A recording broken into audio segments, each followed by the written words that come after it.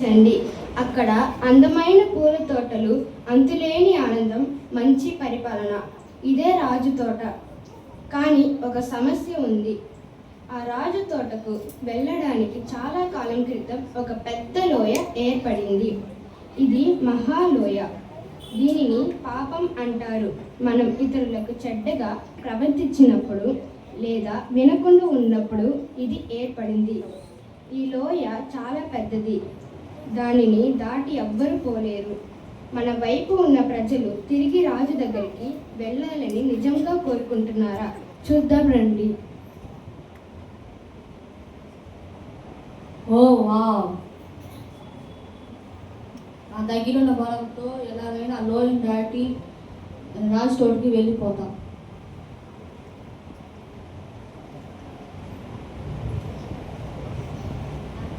బలంతో ఎంత దూరమైన గెంతగలమేమో, కానీ పాపం అనే లోయను మాత్రం దాటలేము.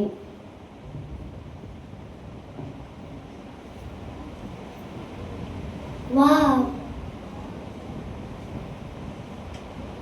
నా దగ్గర ఉన్న డబ్బు బంగారంతో ఎలాగైనా ఇక్కడ ఈ లోయని దాటి బ్రిడ్జ్ కట్టేసి ఎలాగైనా రాజుతోటికి వెళ్ళిపోతా.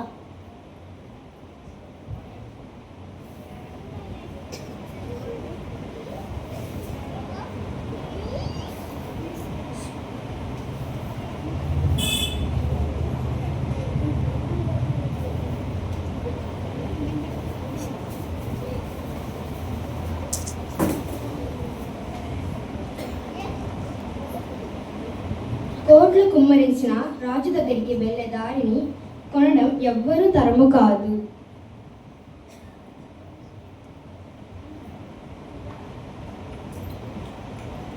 వావ్!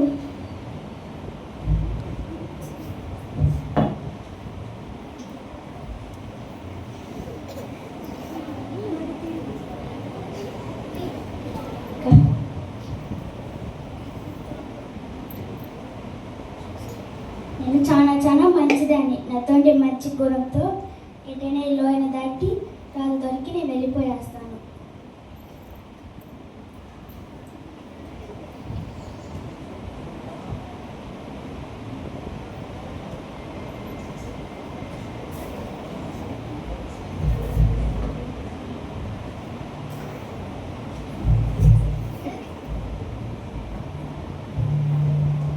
మనం ఎంత పుణ్యం చేసినా ఈ లోయని దాటలేము.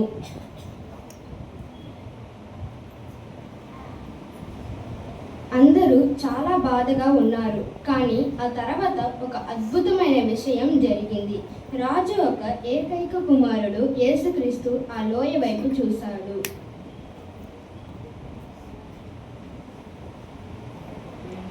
ప్రేమిస్తున్నాను. నేను ఈ లోయ దాటి వాళ్ళ రాజుగారి తోటకి మనం తీసుకొని వెళ్తాను. యేసు మన కోసం వచ్చాడు. ఆయన ఒక సంపూర్ణమైన జీవితం గడిపాడు. తర్వాత ఆయన ఒక గొప్ప సాహసం చేశాడు. తన ప్రాణాన్ని మన కోసం త్యాగం చేశాడు.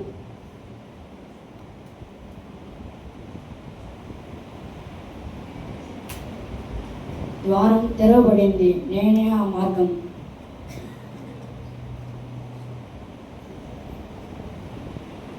మీరు రాజు తోటకి వెళ్ళాలనుకుంటే మీరు బలవంతులు కావాల్సిన అవసరం లేదు, ధనవంతులు కావాల్సిన అవసరం లేదు, తెలివైన వారు కావాల్సిన అవసరం కూడా లేదు. మీరు చేయాల్సింది ఆ లోయకు వంతెనగా మారిన వాడిని నమ్మడం మాత్రమే.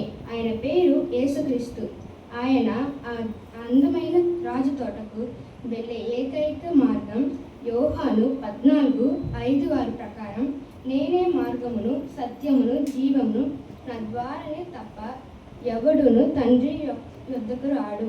మీరు నన్ను ఎరిగి ఉంటేనే నా తండ్రిని ఎరిగి ఉండరు. ఆమేన్.